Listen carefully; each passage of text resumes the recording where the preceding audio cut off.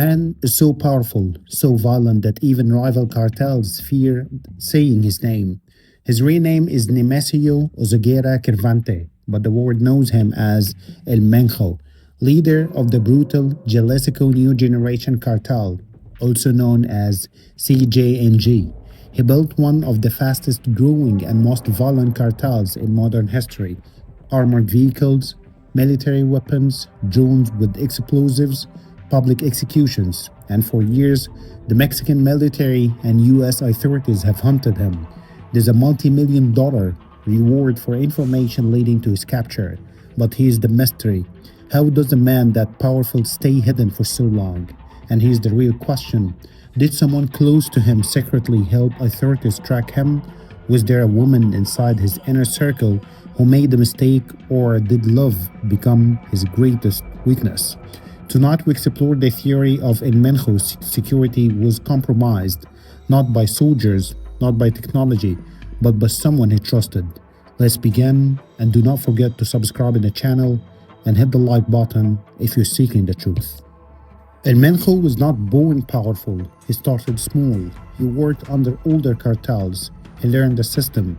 But when the Sinaloa cartel began to weaken in certain areas, El Mencho saw opportunity. He formed CJNG, and unlike older cartels that operated quietly, CJNG used shock. They released videos showing rows of armed men in military gear. They attacked police convoys openly. They shot down a military helicopter in 2015. That moment changed everything. The Mexican government declared him one of the country's top targets. The United States added him to its most wanted list. Since then, he has survived massive operations meant to capture or kill him. But surviving that long requires discipline. No phones, constant movement, limited trust. So where does the theory of a woman come in? Unlike El Chapo, El Mencho does not chase fame. He avoids interviews, he avoids public appearances, but his family has not been invisible. His daughter, Jessica Juana Osguera Gonzalez, also known as La Negra, was arrested in the United States in 2020 on financial charges connected to CJNG. His wife, Rosalinda Gonzalez Valencia, has also been arrested multiple times in Mexico. Here is where theories grow stronger. Some analysts believe that authorities pressured family members to gain intelligence. Others suggest that communications between family members may have created traceable signals. There are even whispers, unproven, that someone within his extended circle cooperated quietly to reduce prison time.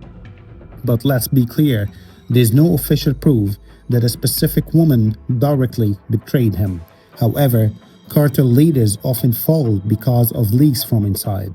Girlfriends, wives, family members, trusted messengers, and history shows us this pattern again and again.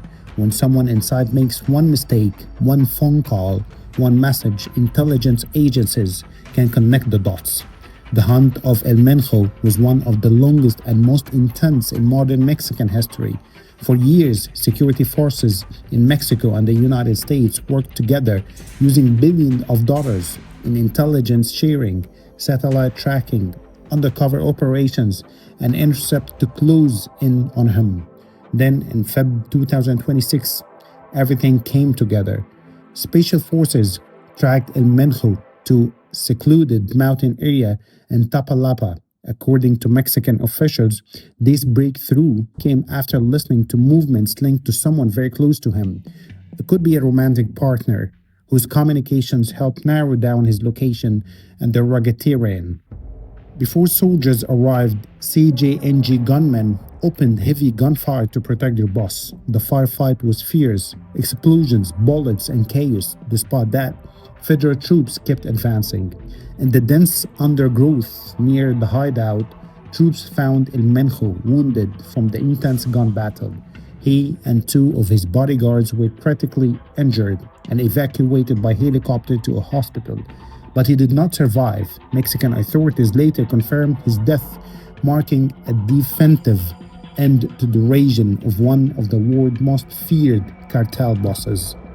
The operation did not end with his death. Across at least 20 Mexican states, cartel members responded violently, burning vehicles, blocking highways, and attacking security forces in a show of retaliation.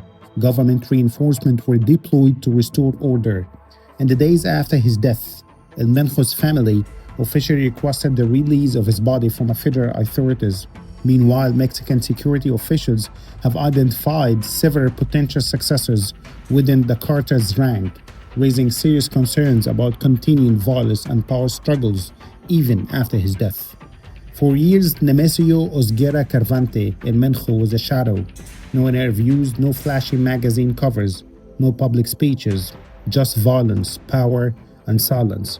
He built the Jalisco New Generation cartel into one of the most feared criminal organizations in the world, a cartel known for military weapons, armored convoys, and open war against the state. And yet, in the end, even the most disciplined cannot control everything.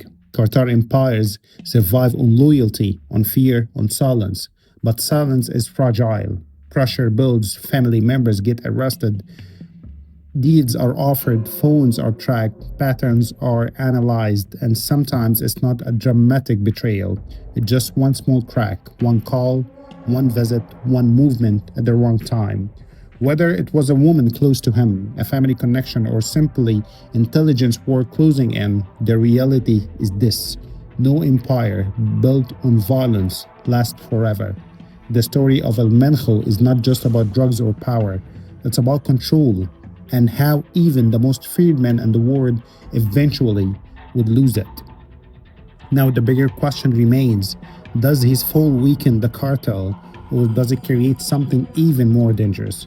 Because when a king disappears, the throne does not stay empty, it becomes a battlefield. Let me know what you think. Was it some kind of loyalty that protected him for so long, or was it betrayal, quiet and invisible, that finally brought him down? And who was his next? This story may be ending, but the war is not.